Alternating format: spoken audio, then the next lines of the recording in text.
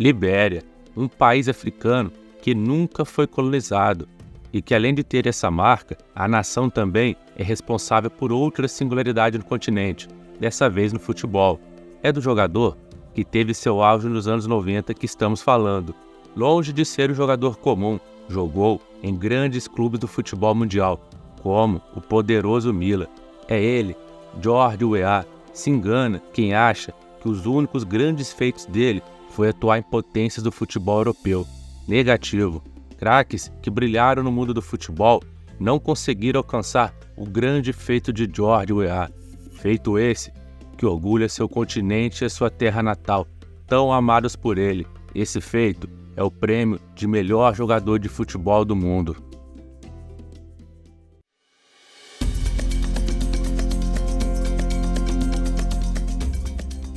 Esse é George Weah atualmente, que após sua aposentadoria, exerce a função de treinador de futebol. Não, errei. Ele é comentarista de futebol de uma grande emissora. Também não, errei novamente.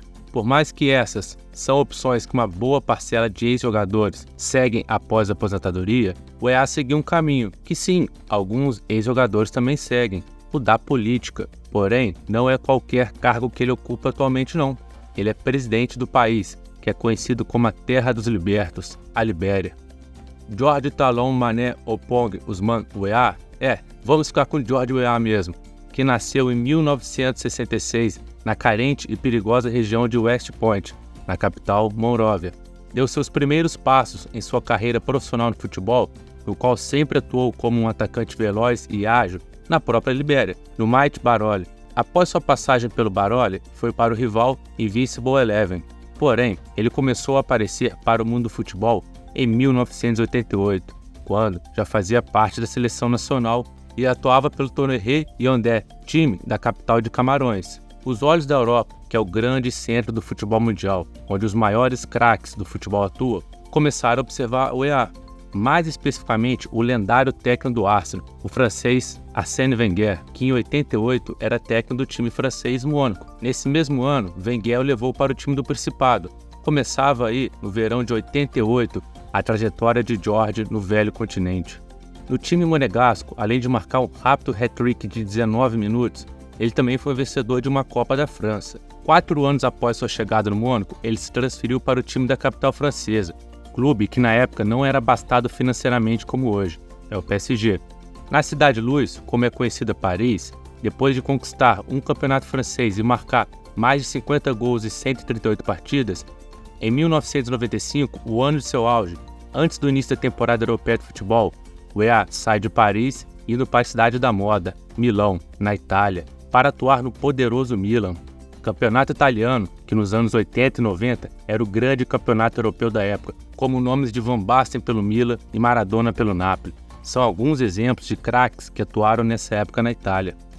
Em sua primeira temporada pelo Milan, Weah fez 16 gols e 15 assistências em seus 35 jogos na temporada, ajudando os rossoneri a conquistar o título do Scudetto, o campeonato italiano.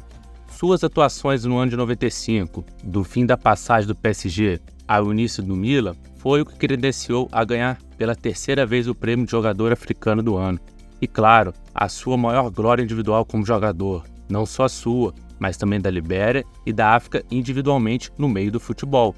É da conquista da Bola de Ouro de melhor jogador do mundo de 1995, feito até então único e inigualável no continente africano, que nem craques como o camaronês Eto'o, que brilhou no Barcelona e na Inter, do marfinense Didier Drogba, ídolo máximo do Chelsea, e o senegalês Sadio Mané e o craque egípcio Mohamed Salah, que ajudaram a colocar o Liverpool na primeira prateleira novamente, se tornando ídolos do clube da terra dos Beatles.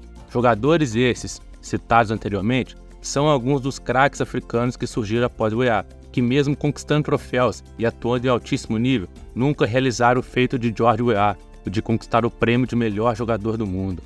Deixe aqui nos comentários os motivos que vocês acham dos porquês que nenhum desses craques conseguiram conquistar o prêmio de melhor do mundo. Voltando para a carreira de Weah, depois de marcar mais de 55 gols pelo Milan, Como qualquer atleta em sua carreira profissional, o Weah começava a entrar em uma fase decadente de sua trajetória. Em 2000, ele foi para o que é hoje um dos maiores clubes da Inglaterra, para a chuvosa Londres, o Chelsea, ficando no clube londrino por uma temporada, conquistando uma Copa da Inglaterra. Ainda no país insular, ele foi atuar no Manchester City. Após o Citizens, ele voltaria para a França para ter sua última experiência no velho continente, no Olympique Marseille. Para quem acompanhou a última Copa do Mundo no Catar, mais especificamente o primeiro jogo dos Estados Unidos contra o País de Gales, viu que quem fez o gol dos Estados Unidos naquela partida foi alguém do sobrenome Weah, Timothy Weah, filho de George Weah. Timothy, que defende a seleção dos Estados Unidos e atua pela Juventus.